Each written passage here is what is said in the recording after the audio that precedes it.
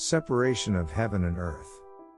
The subject of how this universe came into existence has always been one of the most curious and talked about subjects by scientists. Many theories have been put forward on this subject throughout history, and with the passage of time, every theory has rotted and took its place in the book of superstitions.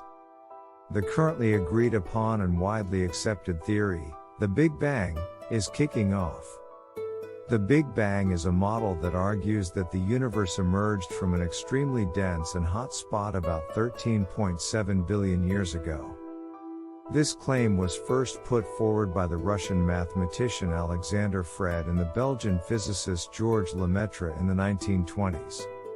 This theory, which assumes that the universe had a beginning, has been widely accepted among scientists, especially physicists, as it is supported by various evidences.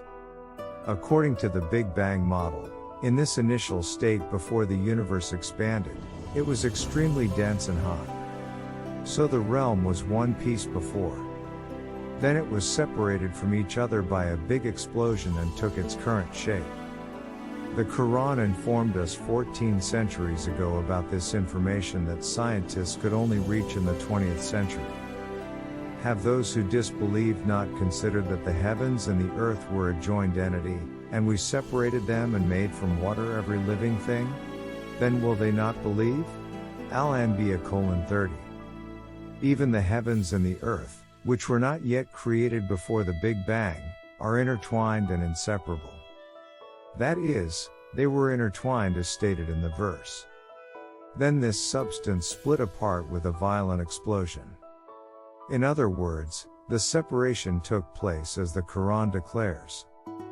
Here, the Qur'an informs us exactly 14 centuries ago about the Big Bang theory, which scientists have only been able to discover in our century. Anyone who thinks with mercy will admit that a human being, as well as an illiterate human being, cannot reveal this news to us by discovering the sky on his own in a century when astronomy was absent 14 centuries ago.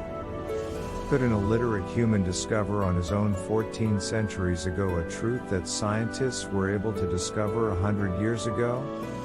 If he cannot discover it, then there is only one option left, which is this: the book that informs this truth is the address of the person who gathered all the realms in a single substance and then created the earth, the eye and everything in it with a big explosion. Yes, the Qur'an is the book and eternal word of that self. We believed and we obeyed.